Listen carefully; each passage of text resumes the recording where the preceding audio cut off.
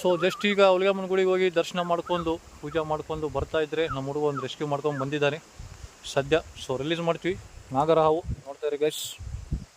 So ನೋಡಿ ಇದೆ snake rescue ಮಾಡ್ಕೊಂಡು ಬಂದಿದ್ದಾರೆ. ಸೊ ರಿಲೀಸ್ ಮಾಡೋಕ್ಕೆ ಒಳ್ಳೆ ಸ್ಪಾಟಿಗೆ ನಾನು ಕರ್ಕೊಂಡು ಬಂದಿದ್ದಾರೆ ಹುಡುಗರು. ಸೊ ರಿಲೀಸ್ ಮಾಡ್ತೀವಿ. ಫುಲ್ ಶಾರ್ಪ್ ಇದೆ ಹಾವು, ಒಮ್ಮೆ ನೋಡಿ.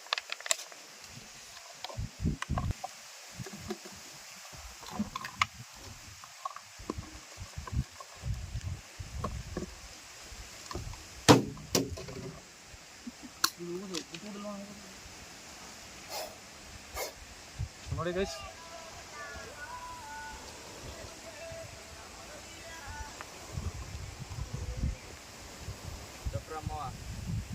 ಸೊ ಹಾವು ಮಾತ್ರ ಫುಲ್ಲು ನೋಡಿ ಗೈಸ್, ಫುಲ್ ಅಗ್ರೆಸಿವ್ ಇದೆ. ಸೊ ಒಮ್ಮೆ ಸೈಜ್ ನೋಡಿ, ಕಲರ್ ನೋಡಿ.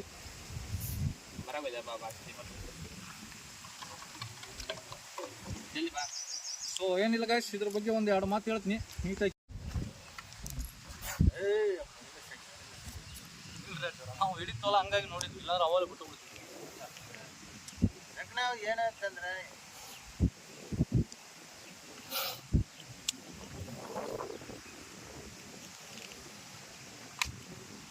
ಹಂಗೆ ಮಾಡಿದ್ವಿ.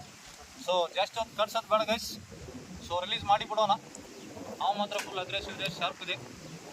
ನಾವು ಹೇಳಿದ ಪಾಯಿಂಟ್ಸ್ ನೆನಪಿದಾವಲ್ಲ, ಆ ಟೈಪ್ ಮಾಡಿ ಕರೆದ ತಕ್ಷಣ ಅವ್ರನ್ನ ಗಾಬರಿ ಮಾಡಿಸೋದು.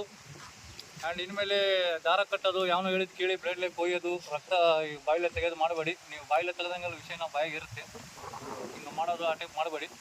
ಏನಿಲ್ಲ, ಕರೆದ ತಕ್ಷಣ ನಾರ್ಮಲ್ ಹೆಂಗಿರ್ತೀವಿ ಹಂಗೆ ಆರಾಮಾಗಿ ಕಡ್ದಿಲ್ಲಪ್ಪ ಅವನ್ನ ಲಕ್ಷದಾಗ ಆ ಟೈಪ್ ಹೋಗ್ಬೇಕು ಸಂತೋಷದಿಂದ. ಹಾಸ್ಪಿಟ್ಲ್ ಹೋದ್ಮೇಲೆ ತಿಳಿಸಿ ಹಿಂಗೆ ಕಡ್ದಿವಿ ಸರ್, ಸ್ನೇಕ್ ಬೈಟು ನಾಗರಾವ್ ಅಂತ. ಆದಷ್ಟು ಬೇಗ ಟ್ರೀಟ್ಮೆಂಟ್ ಚಾಲು ಮಾಡ್ತಾರೆ ಅವರು. ಇನ್ನೊಂದು ಮೇನ್ ಥಿಂಗ್ ಬಂದ್ಬಿಟ್ಟು, ಎಲ್ಲಿ ಬೇಕಲ್ಲಿ ನನಗೆ ಸಿದ್ದನಗೌಡ ಪರಿಚಯ, ಎಂ ಸುಂದರ್ ಪರಿಚಯ, ಅವ್ರ ಪರಿಚಯ ಸಣ್ಣ ಪುಟ್ಟ ಹಾಸ್ಪಿಟ್ಲ್ ಹೋಗಬೇಡಿ. ಆದಷ್ಟು ನಮ್ಮ ಡಿಸ್ಟಿಕ್ ಹಾಸ್ಪಿಟ್ಲ್, ಜಿಲ್ಲಾ ಆಸ್ಪತ್ರೆಗೆ ಹೋಗ್ಬೇಕು. ಅವ್ರ ಕಡೆ ಮಾತ್ರ ಆ್ಯಂಟಿವಿನಮ್ ಇರೋದು ಸ್ನೇಕ್ ಬೈಟಿಂದು, ಯಾರ ಕಡೆ ಸಣ್ಣ ಪುಟ್ಟ ಹಾಸ್ಪಿಟ್ಲಲ್ಲಿ ಇರೋಲ್ಲ.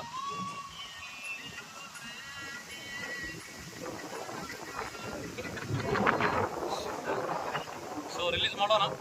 ತುಂಬ ಹೊತ್ತು ಕಟ್ಸೋದು ಒಳ್ಳೇದಲ್ಲ ಒಂದು ಹಾವಿಗೆ, ಓಕೆನಾ?